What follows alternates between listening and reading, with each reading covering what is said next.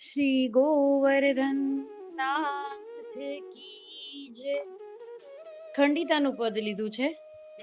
પદની ભાવના જોવા પહેલા ખંડિતા એટલે શું, ખંડિતાનું પદ ક્યારે આવે?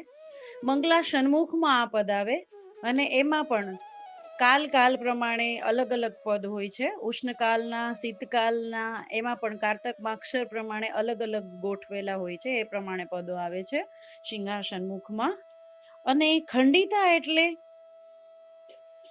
એક વિરહની ભાવના છે, એક રોષની ભાવના છે, એક ન બોલવાની, અબોલા લેવાની ભાવના છે. એક ગોપીની, કઈ ગોપી? એક ગોપી જે રાહ જોઈ ઉભી રહી છે કે આજે મારા પ્રભુ રાત્રે મારા ઘરે સામગ્રી આરોગવા માટે પધારશે, પણ આખી રાત પ્રભુ પધારતા નથી. અને સવારે જ્યારે એને પ્રભુના દર્શન થાય છે ત્યારે એ જાણી જાય છે, પ્રભુના દર્શન કરીને ગોપી જાણી જાય છે કે આજે તો પ્રભુ બીજી કોઈ ગોપીના ઘરે રાત વિતાવીને આવ્યા છે.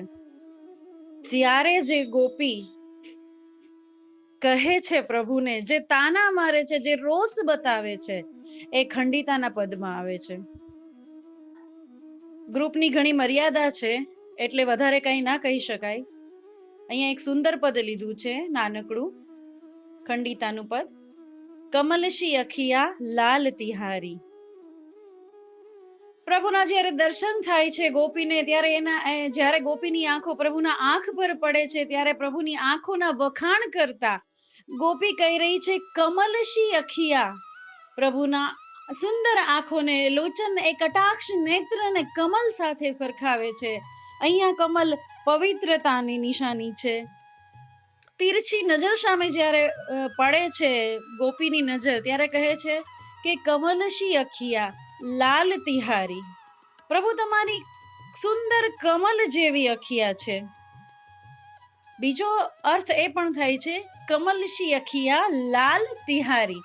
કમલ જેવી ગુલાબી આંખો, સુંદર લોચન આપના, મોટા મોટા લોચન આપના લાલ થઈ ગયા છે, ઉજાગરો થયો છે પ્રભુ આપને આજે. કમલશી અખિયા લાલ તિહારી, લાલ થઈ ગઈ છે.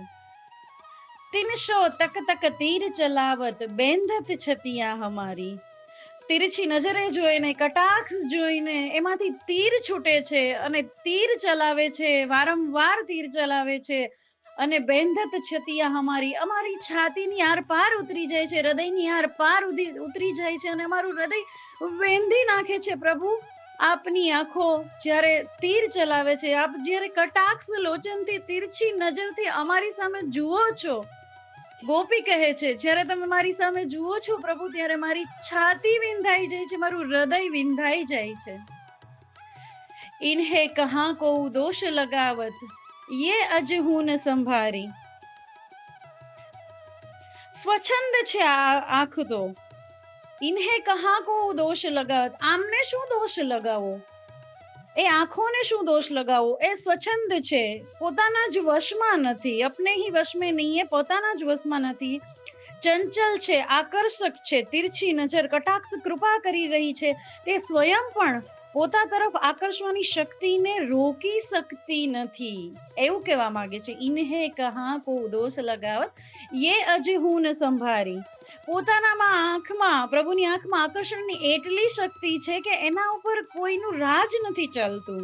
તે સ્વયં પણ પોતા તરફ આકર્ષવાની શક્તિને, ગોપીને જે આકર્ષી રહી છે, એ રોકી નથી શકતી.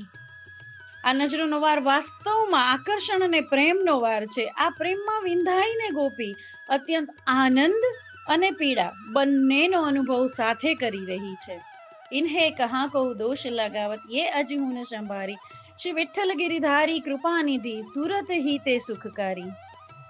કૃપાનિધિ છે ગિરિધારી, એટલે કે પ્રભુ શ્રી વિઠ્ઠલ ગિરિધારી, કૃપાનિધિ, કૃપાના સાગર છે, કૃપાના ભંડાર છે, ખજાનો છે કૃપાનો, કૃપાથી પરિપૂર્ણ છે. સુરત હી તે સુખકારી, એટલે યાદ કરવા માત્રથી જે રોમાંચ થઈ જાય, યાદ કરવા માત્રથી જે કૃપા વરસી જાય, યાદ કરવા માત્રથી સુખ દેવા વાળા. સુરત હી તે સુખકારી. ભલે એમની આંખો હૃદયને, ગોપીના હૃદયને, ગોપીની છાતીને વિંધી નાખે છે, આર પાર ઉતરી જાય છે, પરંતુ છેલ્લે ગોપી કહે છે કે આપ કૃપા સાગર છો અને આપણા સ્મરણ માત્રથી અમે આનંદમાં વિભૂત થઈ જઈએ છીએ.